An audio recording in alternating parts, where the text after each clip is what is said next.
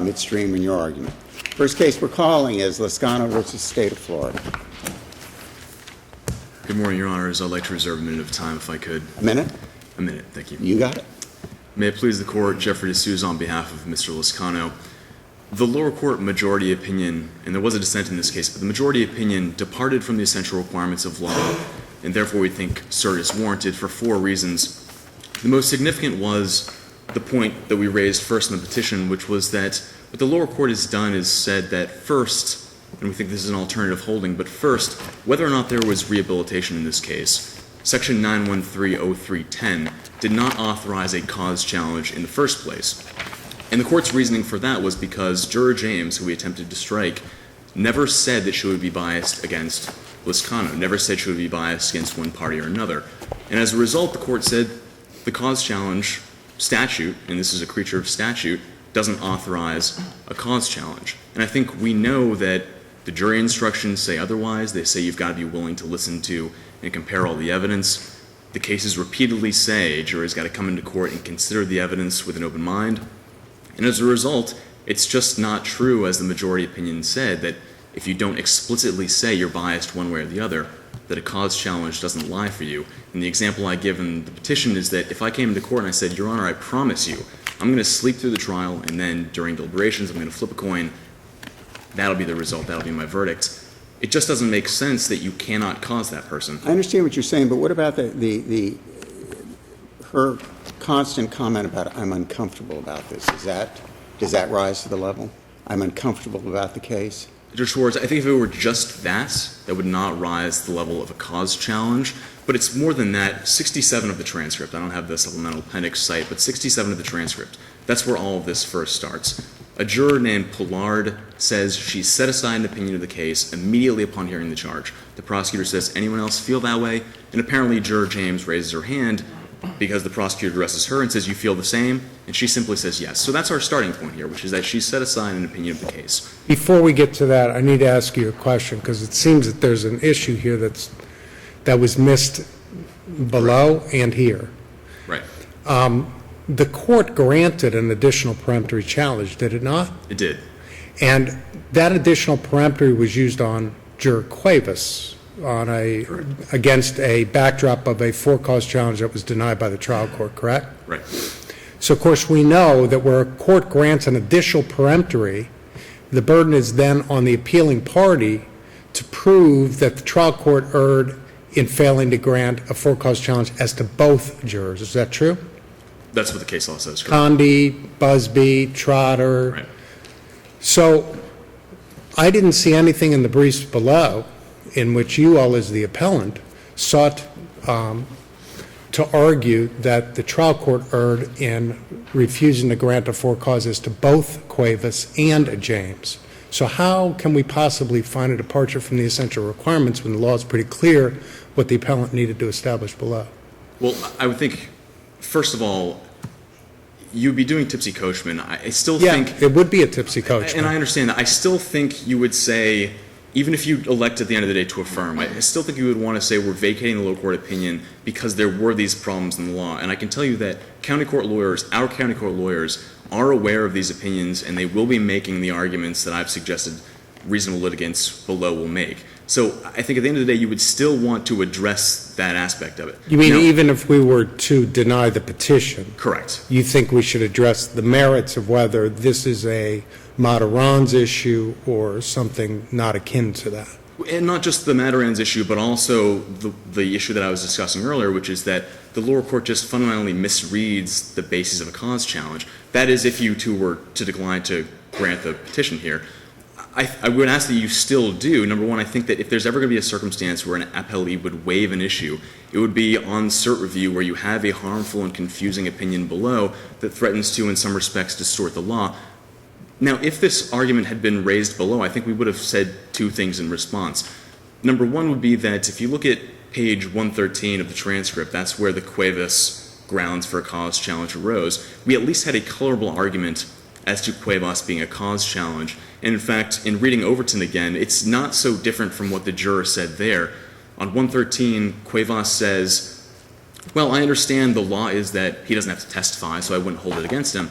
But I think if you're innocent, why not testify, which is actually very similar to what the juror in Overton said, and that the court said was a basis for a cause challenge. The juror there, at the end of the day, said, I would absolutely follow the law and set that aside, but had a lot of difficulty getting there. How can we possibly reach that issue when it was never briefed by the appellant below, and obviously was not briefed here? Right. Well, that's absolutely a problem, and I think that might be why you say because it wasn't briefed below. Why can't we apply tipsy coachman under these circumstances? Well, if you do apply tipsy coachman, I think you would have to at least consider the argument that Cuevas, that's all I'm saying. If you do tipsy coachman, the analysis is in front of you, and this is the argument that we would put forward. And it would be that Cuevas was a valid cause challenge. And I think the second thing we might say is that this is a little bit different from the cases that my friend cites in the brief. Watson, Cook, Overton, those cases, because there what we have is, unlike here, I'll start with what happened here. Here on page 130, we ask for an additional peremptory challenge specifically linked to Cuevas, and that's what the court grants. So it's not as though we're just saying, as defendants generally do, Judge, you denied some of our cause challenges, we're requesting an additional one. And the court says, well, in the exercise of my discretion, I'll give it. This one was specifically linked to Cuevas, and you might say that's a tacit acceptance by the trial court that it's looking back at its previous ruling and saying, well, maybe I don't feel the same way anymore. And that would get deference, and that would take Cuevas off the table entirely. So that's at least an argument that we would have presented below. But again, as I said, at the end of the day, we would still ask you to clarify what the law is in this area, because I think that the majority opinion is misleading and that Judge Safey's dissent actually got it right. The first thing would be that, as I said earlier, you can have a cause challenge if I come into court and say, I'm not going to listen to the evidence, even if I don't say I'm biased against the defendant or against the state. So that's clearly not a requirement. And I understand that the state thinks that I'm misreading the majority opinion below, but to me it's clear. The bottom of page 4 onto page 5, the court is saying there is no cause challenge here under the statute. Why? Because Juror James never said should we be biased against Lizcano. And the court goes on to say, and that's the touchstone of impartiality. So by saying that it's the touchstone, it's saying that is the test for determining whether or not a cause challenge will lie for a juror. The second point of error that I would point you to that I think is significant is the way that the court treats what I call the standard of review, or perhaps you would call it a legal standard, which is that it says the any reasonable doubt standard applies to trial courts, but applies a vastly more deferential standard to itself. And it's true, I mean, it properly cites Matarans when the lower court says fairly supported by the record. But that, of course, is not all that Matarans says. Matarans clarifies that the Singer any reasonable doubt standard applies on appeal. It's how you evaluate whether or not there's been an abuse of discretion. And the question is, Caratelli says, is there any reasonable doubt in the record? And so they say that we're asking for de novo review. I think de novo review would be a little bit different. And if I could give you a hypothetical where de novo review would be happening and would be barred, you might have a juror who comes into court and initially disqualifies himself by saying a mistaken view of the law. I don't think that if he doesn't testify that I can't hold that against him. Immediately thereafter, he's rehabilitated because the judge explains the law to him and he says, okay, I understand the law. Pure de novo review would be if you said as an appellate court, I'm not sure that I trust that later response. I'm going to make my own credibility determination as to that. But we're here on a second-tier cert. I understand. What I'm trying to explain is that what we're not asking for is de novo when we say you're applying the any reasonable doubt standard on appeal. You simply are looking at the record, and the lower court, the Circuit Court of Appeal, was supposed to look at the record, Caratelli says, and assess for itself whether there was any reasonable doubt. The deference comes into play when we're talking not about the content of a juror's responses, but rather credibility determinations, things where the lower court has a better vantage point. But if you're just talking about the content of the juror's responses or equivocal responses, a point that the majority below didn't consider but that Judge Safey's dissent did, then you're not deferring to the superior vantage point. In Brown, the 1999 case that you decided says that there are circumstances where, because we're looking at content, not demeanor, this court or an appellate court is actually in a better position to look at the record. I don't disagree with your arguments, but the problem is that this is not an appeal from the circuit court. It's an appeal. It's a second-tier review. So our hands are tied for purposes of that review. And I'm not saying that this court should look and apply any reasonable doubt. What I'm saying is that this court should look at what the lower court did, and in our opinion, it did not apply any reasonable doubt. It applied something far more deferential. So is your argument they applied the correct law, but they applied it improperly? No, it's Or that- they did not apply the correct law at all? Correct, and that's why we think that cert would lie here, because if you're simply not applying the right law at all on the first point, what's a valid basis? Or on the second point, do we have to apply the Singer standard of any reasonable doubt? And the court's saying, no, we don't think that we do. I'm not asking this court to do it. I'm simply asking that this court look and see what the lower court did and realize that it was wrong. When you have a lower court opinion in a case like this, where I think there are pretty clearly equivocal comments, and But let me ask you a question, because under Custer, our review is not permitted for purposes of correcting just a mere legal error. Is it your position then that it's more than mere legal error? yes, I think if a lower court is not applying the law, say the law of equivocal juror responses, then that's not a misapplication of law. It's simply a failure to apply the law at all. And that is precisely where you'd use cert. So your argument is it's a failure to apply the law at all, not that it's improperly applied. Correct. The only time that I think we come near that is with the fourth point about the Mataran's categories. But we cite you the cases like South Mortico out of this court, which say that if you're just fundamentally misreading controlling precedent, that would not count as misapplication. Well, but this isn't fundamentally reading prior precedent. You're saying they just didn't apply the law at all. As to the first three claims in the petition, yes. As to the fourth, we're saying that the court tried to apply Mataran's two categories, but got it wrong. Okay. So I think that's our weakest claim for cert, but I'll reserve the rest of my time. Okay, thank you, counsel. Thank you. Morning, may it please the court. Marlon Weiss on behalf of the state of Florida. Morning. I think, Judge Emis, if we look at this harmless error analysis, I think that's really the do not pass go, do not collect $200 moment here, and it's certainly the low-hanging fruit.